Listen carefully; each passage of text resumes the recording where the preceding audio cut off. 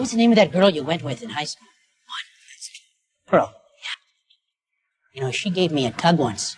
We're married now, going on 18 years. Oh, Dad, that's embarrassing. Yeah. 这个男人名叫亚斯，是一个老实人。大山则是高中时一直欺负他的同学，就连现在也一直欺负他。而亚斯能做的就只有离他们远点，但是大山显然不会那么轻易就放过他。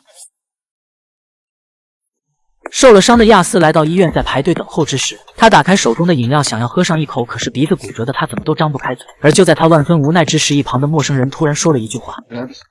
亚斯有些惊讶，但老好人的他自然不会拒绝，于是把饮料递了过去。两人也借这个机会聊了起来。这个叫大壮的人询问他脸上的伤是怎么弄的，而亚斯并没说出是被人殴打的，只是说因为摔了一跤。但是这被聪明的大壮一眼看穿，而这也让快要崩溃的亚斯不再装了，和这个陌生人倾诉了他和大山的所有过往以及自己的委屈。大壮在听完之后感到很惊讶，你一个手脚健全的人干嘛不还手？他当着2个孩子的面羞辱你的人格，羞辱你的老婆。如果换作是我会直接杀了那家伙。亚斯以为大壮是在吹牛，便随口这么说了一句。可亚斯怎么也不知道，眼前的这个男人竟是一个顶级的职业杀手。到了晚上，嚣张的大山在酒吧喝酒，但此时的大壮却在暗中盯上了他。就在他酒过3巡，探讨人生真谛的时候，一把飞刀直接插进了他的脑勺。等到警察赶到之后，凶手早已消失不见。时间来到第2天，正在另一边的亚斯刚一上班，就听到老板说到了大山的死讯。而听到后的他好像突然脑子被重击了一下，他冥冥之中好像知道了大山的死究竟是因为啥。于是他马不停蹄的就在不大的镇子上开始寻找大壮。很快他就在一家餐厅里找到了他。被吓得不行的亚斯赶紧上前询问：大山不会真是你杀的吧？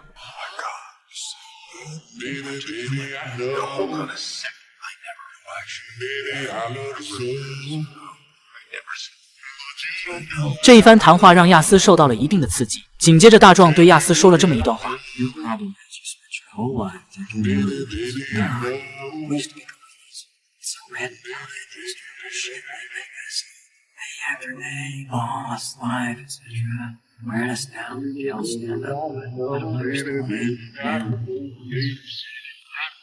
此刻被妻子被生活折磨了多年的老实人亚斯好像悟到了什么，他的妻子一直瞧不起他，嫌他没有赚钱的能力，连家里的洗衣机坏了都没钱买新的，还总拿亚斯的弟弟跟他做比较，说他还不及弟弟的一半。这么多年来，亚斯被妻子被生活重压了很久，他真的受不了这一切。在谈话结束之后，亚斯也回到了家中，他一边想要修理坏掉的洗衣机，一边好像在若有所思着什么。然而就在没过多久之后，他那尖酸刻薄的妻子却在外面回来。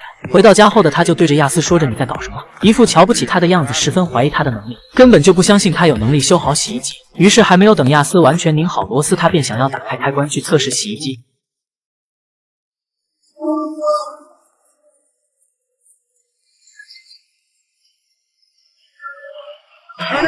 果然洗衣机并没有修好，而此刻的妻子不明白亚斯究竟在折腾什么，而亚斯仿佛也记住了大壮说的那些话。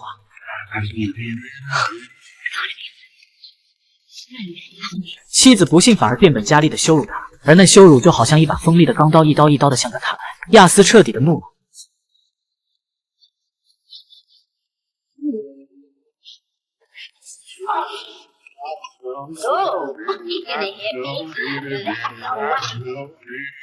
此刻的他也彻底疯魔了，一锤又一锤。他面对妻子的羞辱，从来未如此酣畅淋漓的反抗过。然而在一番发泄所有的怒火烧尽之后，他也才清醒过来。不敢相信自己真的亲手杀死了自己的妻子，他就这样惊慌失措了许久，直到他把目光聚焦到了墙上的一个海报上。是啊，或许他们都是错的。缓过神来的亚斯迅速地脱下了满身是血的衣服，但是毫无犯罪经验的他根本就不知道该如何处理犯罪现场。于是他马上给大壮打去了电话，希望大壮能过来帮忙。然而对方也很爽快地答应，但是刚挂了电话，转头他就取出了一把猎枪，开始一遍一遍的排练。原来他是想要杀死大壮，好让将妻子的死全部都嫁祸于他。在这一刻，人的恶仿佛就像一道开关，一旦打开了，就再也不能关上。很快，亚斯听到了敲门声，可打开门一看，来的人并不是大壮，而是警察局局长。亚斯瞬间就慌了，原来是有人听到他在医院聊起过大山，所以局长特意的过来询问这件事。慌逼的亚斯一顿否认，但就在这时，聪明的局长仿佛察觉出了一些异样，他看着亚斯神情慌张，一转头，地面上还有一滩血迹。On the ground. Nope, there's nothing down. I just have there's nothing down there. That's not. I just came home. I just came home. Chief Thurman, I'm at 613 Willow Creek Drive. Question, back up. 613 Willow Creek.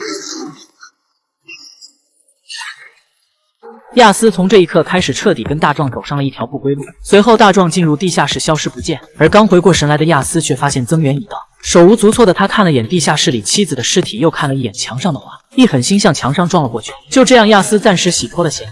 但当他在医院醒来后，女警探还是怀疑上了他，因为天下没有那么巧的事。听到亚斯在医院里谈论大山，大山就死了。警察刚想去调查询问，警察就死了。亚斯绝对逃不了嫌疑。但就在他向局长建议重点是亚斯的时候，新局长一下子就否决了。因为亚斯是镇上出了名的老实人，新局长和他还是同学，是谁都不可能是他。但女警探却非常的坚定自己的观点，于是局长和他来到了亚斯的家里。起初亚斯面对询问还游刃有余，但随着问题越来越尖锐，亚斯很快要招架不住。就在最关键时刻，局长替他解围。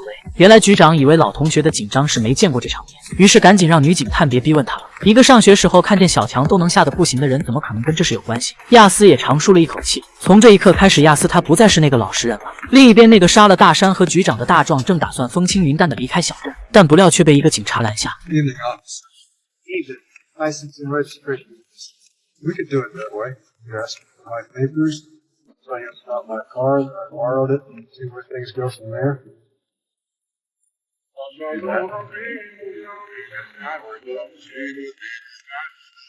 Why would I do that? Because you chose not to have a certain windows.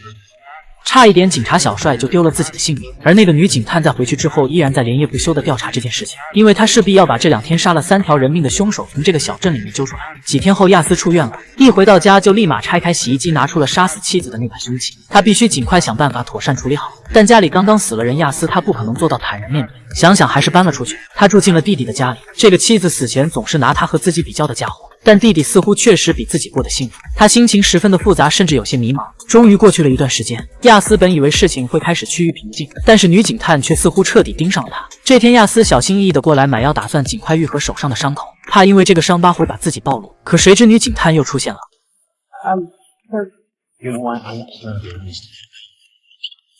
亚斯有点慌了，连药膏也不敢拿，就赶紧离开。而这次他直接回到了自己的家里，看着屋里一片狼藉，脑里突然开始回想起了自己妻子的种种唠叨和脾气，不断回想起当天发生的事情。然而在这一刻，他却突然明白了过来，因为没有什么是可以躲避过去的，再怎么躲避警探，他也会继续追查；再怎么逃开自己的生活，他也依然会像这间房子永远的一片狼藉。自己的人生除了自己，没有谁可以让他变得更好。于是他直接开门出去，直奔公司。他决定复工。看到他后的同事和老板脸上都写满了震惊，没想到亚斯竟然在丧妻之痛中如此的坚强，如此的这般敬业。而复工后的亚斯接到的第一份业务就是处理他死去同学大山的保险问题。可两人聊着聊着，大山的妻子却对他非常的来电。此时两人一个丧妻之痛，一个丧夫之痛，他们完全可以开始约会，重新开始。而且说着说着，他还不断的靠近亚斯，还说只要亚斯能够帮助他尽快拿到更多的理赔金，他就可以答应他的任何要求。而此刻门外的2个儿子看到这一切，直接震惊到懵了，甚至差点自相残杀。因为毕竟前几天他们才和老爸一起嘲笑过亚斯。不仅如此，暗中还有心人在把这一切都看在眼里。原来暗中大山是黑帮老大，他的死引来了手下，准备要为他复仇。看到此刻亚斯与刚死了丈夫的人暧昧，自然心中也心生怀疑。于是转头他们就出现在了亚斯的办公室。但可就在他们准备动手之时，女警探再一次的出现。尽管亚斯一直很烦他，但这一次他真的很开心，甚至庆幸。见此情景，2个杀手也只能暂时撤退。而女警探这次来是因为由于他之前的纠缠，心中有鬼的亚斯投诉了他，导致了局长直接撤销了他的调查权。就算如此，女警探还是不死心。今天明面上是来咨询旅游保险的，但是他还要借此机会对亚斯进行试探。他假装无意的打翻资料，而资料上正是杀手大壮的照片。虽然亚斯不知女警探什么用意，但是心里还是没来由的慌张了起来。女警探若有所思，但也并未过多的纠缠，直接离开了这里。可是他这个老实人亚斯现在却彻底麻烦了，因为明面有警察各种探查，暗中有杀手四处追杀，似乎他的生活再也不允许这个犯过罪的人回到曾经。一天他正在打电话，就被人塞进了后备箱，那正是杀手2兄弟。亚斯杀害了妻子，不敢报警，眼下只好给自己的弟弟打电话。可弟弟却对他十分的冷淡，只是说要帮他报警。而亚斯想想还是算了，能报警的话还打电话给你做什么？还好亚斯在口袋里发现了一把电击枪，这是他唯一翻盘的机会。没过多久，车子开到了一个湖边停了下来，杀手把亚斯拖到了结冰的湖面，接着不断威逼亚斯，要他承认自己杀死了大山。可承认就是死，亚斯只能不断的糊弄说凶手另有其人。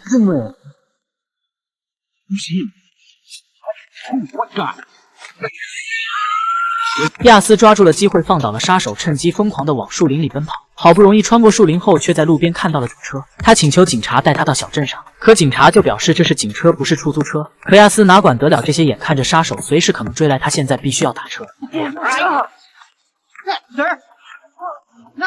亚斯非常的配合，以袭警罪被逮捕了，而杀手两兄弟只能眼睁睁的看他溜走。亚斯被临时拘捕，但俗话说得好，最危险的地方就是最安全的地方。眼下警察在追查他，凶手在追杀他，他对自己这个决定非常的满意，在这里待上3、2天未尝不可。但可就在他刚想躺下休息后，就有新的室友给带来，而亚斯定睛一看，直接懵了。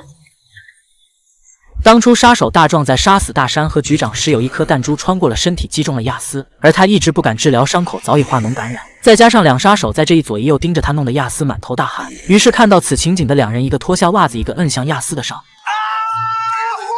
他差点疼得晕了过去。终于在他们的逼问之下，亚斯说出了一切。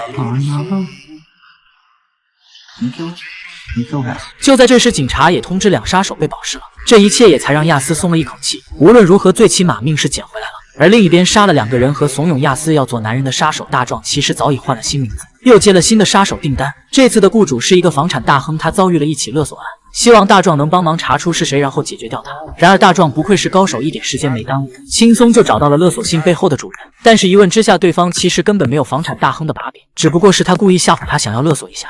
但名人大壮似乎嗅到了商机，他突然意识到房产大亨背后的秘密一定很值钱，于是果断接手了整个计划，便直接把敲诈勒索的金额提升到了500万。随后他悄无声息地来到了房产大亨的家里，也悄悄地将对方的补药直接换成置换成分的药品，然后淡定地离开。接下来的日子，房产大亨的精神越来越差，而且还总不断地出现一些幻觉。然而大壮怎么也没料到，亚斯给他引来的2个杀手正在悄悄地向他逼近。另一边，女警探在调查案件当中，明明觉得亚斯有嫌疑，但却因为被投诉停职，没有继续坚持己见，而让案件停滞不前。每个人都在内心当中有一个天平在与自己对抗。如果想要当一个正义的人，那么搞定心中的那盏天平将永远是一个迫在眉睫的难题。又过了很久，这天小帅正在巡逻，却无意间又看到了那个让他无法磨灭的身影。而这一次，他选择拔枪站了出来，努力地控制着内心的恐惧和害怕，一步一步地靠近大壮。可是大壮却好像不认识他的样子，十分的配合，并且淡定地被捕。他没有丝毫的反抗，只是最后在车上来了一句。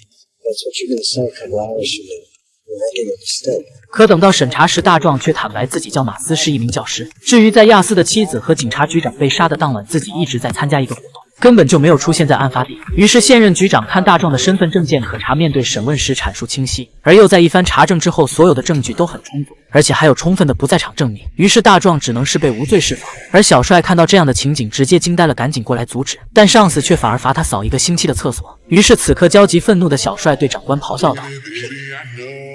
You're making a mistake. 正在穿衣服的大壮愣住了，小帅这时想起了大壮在车上说的话，也愣住了。眼看着大壮即将离开，小帅咬牙切齿，却又无能为力。他想不明白这一切是为什么？难道有些事情真的不仅仅是战胜自己就可以做到的吗？ Warren Malvo. Did you know a human eye can see more shades of green than any other color? When you figure out the answer to my question, then you'll have the answer to yours. 这个问题一直在困扰小帅。下班之后，小帅找到了女警探，商讨了整个案件的进展。而小帅也向女警探说了关于他和大壮之间的所有经历。他想不明白，为什么自己只是想当一个好人，想当一个正义的警察，为什么最终会沦落到这样的结局？而女警探觉得这一切可能是因为捕食者的原因。因为在原始时代，人们必须善于发现绿叶阴影后面躲藏着的危险，否则就会被沦为猎物。而这一番话也好像给了小帅一个答案。但眼下最重要的事情还是这个案子，只是现在已经无法从大壮这边下手，那案件的突破口就还是在亚斯身上。于是女警探鼓起勇气，再一次的找到了局长。虽然局长对于他始终盯着亚斯感到不满，觉得他是搞错了方向，浪费时间，但是女警探还是打算再试一次。于是他给局长汇报了3个调查结果：一是亚斯的妻子和上任局长死亡的当晚，从亚斯家有一通电话打到了一家旅馆；二是当时的大壮正好住在旅馆；三是根据和大山约会的舞女说，大山在死之前一直在炫耀自己打断了某个人的鼻子，而众所周知，那个被打断鼻子的人就是亚斯。不得不说，这份调查推理精彩万分，而且已经基本接近于事实。局长也被这次的分析终于说动了。此刻拘留所的亚斯却早已因为伤口的感染而发烧晕了过去，在送医的路上还在不断说着胡话。女警探见此也忍不住的开始试探起来。Hayward Malvo to kill Sanchez. 这让女警探不明白问题是出现在了哪里。就在她准备继续发问，车子已经到达了医院。于是在经过医院抢救后，亚斯的命保住了，手也保住了。但在伤口中取出的异物，医生告诉女警探那是猎枪的子弹，还有衣服上的碎片，很显然在穿透其他人之后才击中亚斯。而这让女警探也更加确定了自己心中的猜想。本来想打算找亚斯聊一聊，可医生说他还在昏迷当中。于是心急查案的女警探便离开了医院，直接来到了亚斯家里。她看了一眼墙上的海报后，突然将目光停留在了眼前的洗衣机上。亚斯藏凶器时动过的痕迹太明显，于是女警探赶紧拆开机盖，将手伸了进去。